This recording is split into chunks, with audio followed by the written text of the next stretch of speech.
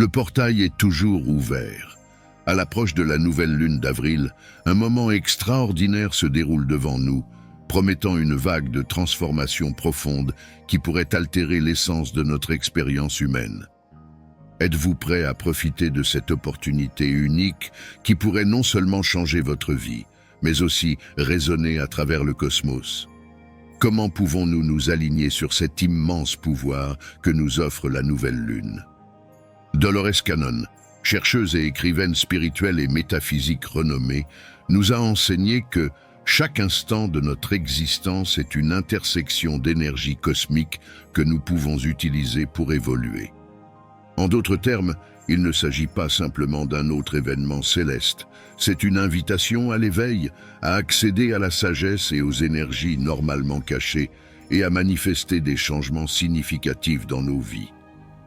Dans cette vidéo, je vais vous montrer 7 phases incroyables que vous devez remplir pour accéder à ce portail. Imaginez si vous pouviez ouvrir votre esprit et votre cœur aux enseignements que ce portail peut offrir. Pensez à ce que vous pourriez apprendre, aux obstacles que vous pourriez surmonter et aux nouvelles opportunités qui pourraient se présenter à vous. Ce ne serait pas seulement un changement, ce serait une révolution personnelle et spirituelle. C'est le moment de remettre en question le statu quo dans votre vie. Il est temps de repousser les limites de ce que vous croyez possible. Avec l'énergie de la nouvelle lune comme allié, il n'y a aucune limite à ce que vous pouvez réaliser. L'importance de cet événement céleste et spirituel réside dans sa capacité à nous connecter à une force supérieure à nous-mêmes, nous offrant la promesse d'une nouvelle ère de compréhension et de croissance. Ne laissez pas passer cette opportunité. Ouvrez-vous au changement. Le portail est ouvert. Y accéder pourrait très bien être l'étape la plus transformatrice que vous ayez jamais franchie. Passons à la première phase. Nous commençons notre cheminement spirituel par un acte fondamental, la purification. C'est le moment de préparer notre environnement et notre intérieur à recevoir les nouvelles énergies à venir. Tout comme dans nos maisons, où nous éliminons régulièrement la poussière et le désordre, notre corps et notre esprit accumulent également des énergies qui doivent être évacuées pour faire place au nouveau. Dans ce processus de nettoyage, il est crucial de commencer par l'espace physique. Consacrez-vous à l'organisation et au nettoyage de votre maison. Il est nécessaire de purifier l'environnement, en laissant la fumée des herbes ou des bougies sacrées purifier les énergies stagnantes et renouveler l'air que vous respirez. Faites-le avec une intention claire, permettant à chaque recoin de votre refuge d'être touché par la transformation. Mais n'oubliez pas le temple le plus sacré que vous possédez, votre propre être. La purification interne est aussi vitale que la purification externe. Participez à des pratiques qui revigorent votre corps et votre esprit, que ce soit par une alimentation pure et consciente ou par des méditations qui clarifient votre esprit et calment votre cœur. Imaginez chaque respiration pendant votre méditation comme un balai qui nettoie les vieux et chaque expiration comme une libération de fardeaux qui ne vous servent plus. Cet acte de purification n'est pas qu'une préparation, c'est la base de tout à venir. C'est comme préparer la terre avant de semer. Sans un sol bien préparé, les graines de nos intentions et de nos désirs ne pourront pas s'épanouir pleinement. Nous passons maintenant à la deuxième phase. Après avoir purifié nos espaces et notre cœur, nous sommes prêts à entrer dans un territoire sacré en nous-mêmes. La phase de méditation et d'intention est l'endroit où nous cultivons le sol intérieur pour les graines que nous souhaitons planter. C'est le moment de calme et de profondeur où nous nous connectons à nos véritables aspirations et au divin. Pendant que nous sommes assis en méditation, nous invitons la clarté à entrer dans notre esprit et la paix à remplir notre cœur. En inspirant, imaginez que nous apportons de la lumière et des possibilités. Lorsque nous expirons, nous nous libérons des doutes et des peurs. Cet acte de respirer consciemment nous renforce et nous prépare à définir nos intentions avec précision et conviction. Mais que signifie définir une intention? C'est plus que simplement souhaiter, C'est comme dessiner une carte de l'endroit où nous voulons aller. Vos intentions doivent être claires et possibles, concentrées non seulement sur ce que vous voulez réaliser, mais aussi sur ce que vous voulez apporter au monde. Voyez grand, mais avec humilité et responsabilité, sachant que chaque étape de votre voyage spirituel est une étape vers une plus grande connexion avec tout ce qui existe. Partagez ces intentions avec l'univers. Écrivez-les sur papier, prononcez-les à voix haute pendant vos méditations ou tenez-les simplement fermement dans votre cœur.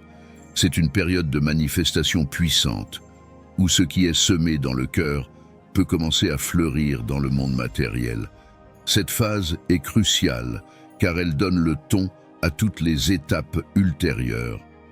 Avec des intentions bien définies et un cœur aligné sur un objectif plus grand, nous sommes prêts à déplacer des montagnes et à ouvrir des chemins qui semblaient auparavant infranchissables. Nous avons maintenant atteint la troisième phase.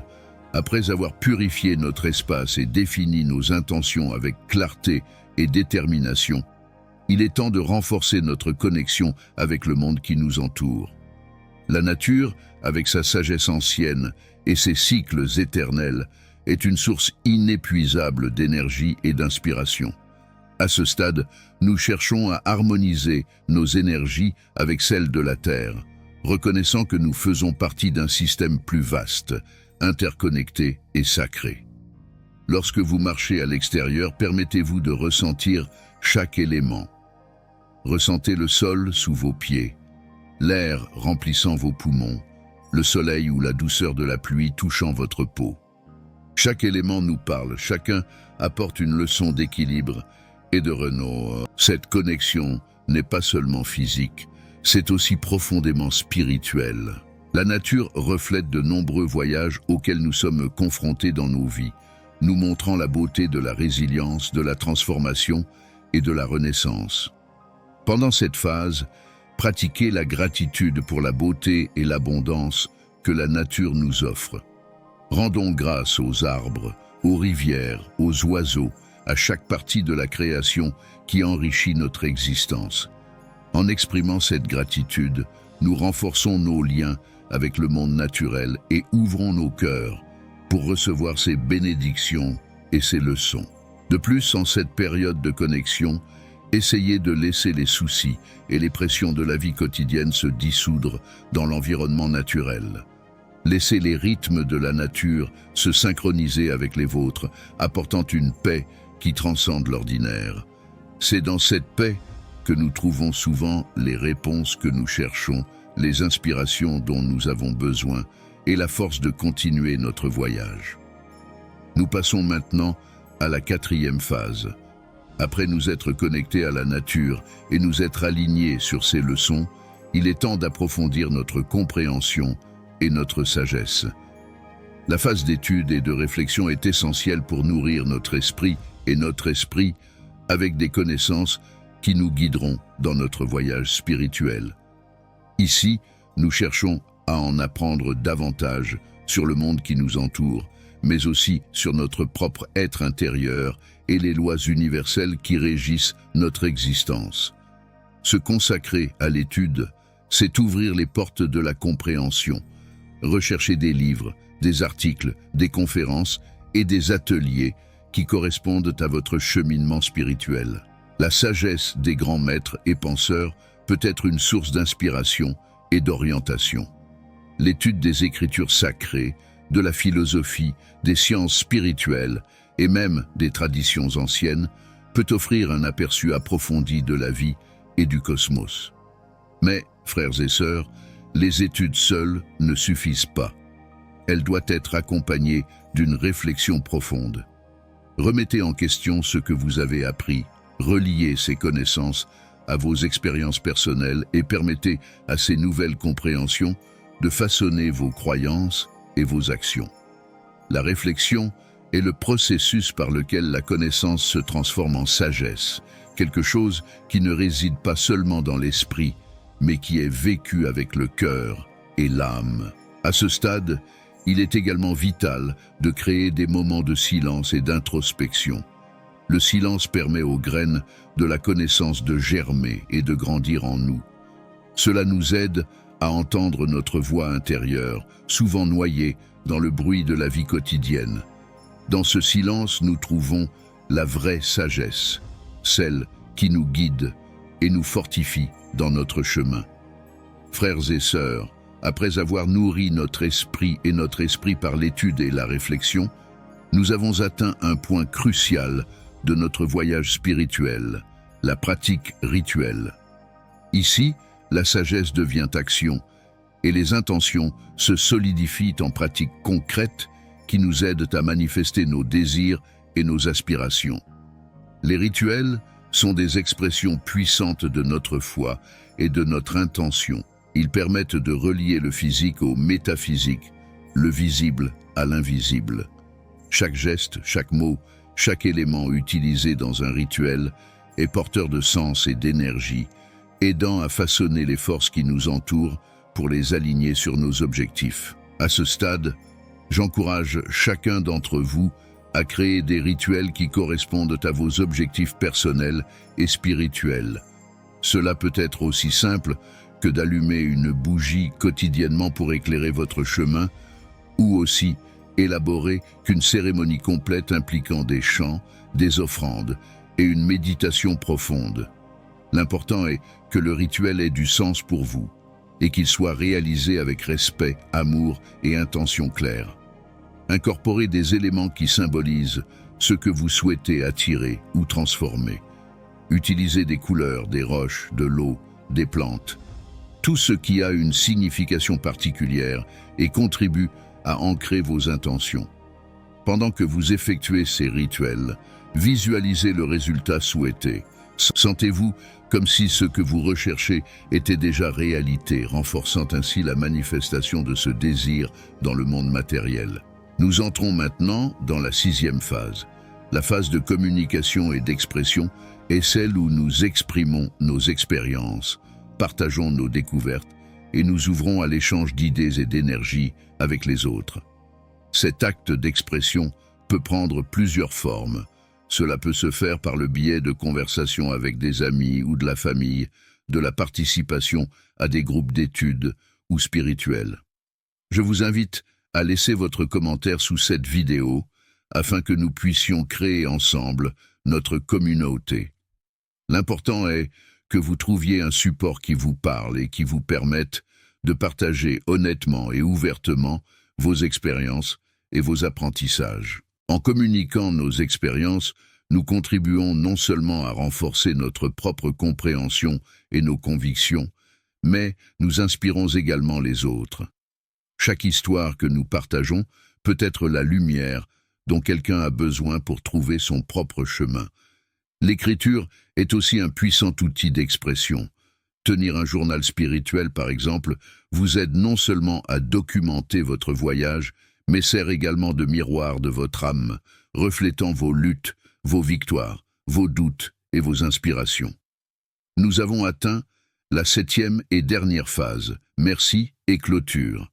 Frères et sœurs, après avoir traversé plusieurs étapes, nous avons atteint le moment culminant de notre voyage spirituel à travers ce portail ouvert par la nouvelle lune d'avril. Cette phase est la gratitude et la clôture, un moment pour reconnaître et célébrer le chemin que nous avons parcouru et les bénédictions reçues. À ce stade, il est essentiel que nous nous tournions avec gratitude vers le divin et vers tous ceux qui nous ont soutenus et inspirés tout au long de ce processus. L'acte de rendre grâce n'est pas seulement un geste d'humilité, mais une affirmation puissante de notre lien avec l'univers et la reconnaissance de notre interdépendance avec tout ce qui existe. Organisez une cérémonie de gratitude, qu'elle soit simple ou élaborée, qui reflète véritablement votre esprit et votre parcours. Cela peut être aussi simple qu'une prière silencieuse au coucher du soleil, ou aussi complexe qu'un rituel partagé avec votre communauté. L'important, c'est que ce moment soit sincère et vienne du cœur. En terminant, réfléchissez à ce qui a changé en vous depuis le début de ce voyage. Réfléchissez à la façon dont vous avez grandi, à ce que vous avez appris sur vous-même et à la manière dont vous pouvez mettre en œuvre ces leçons dans votre vie quotidienne. Fixez l'intention de continuer à grandir, à apprendre et à vous ouvrir aux possibilités infinies qu'offre la vie. Enfin, laissez votre commentaire sur cette vidéo, sur quelque chose qui vous a marqué. Je vous verrai dans la prochaine vidéo. Il prend soin de lui-même.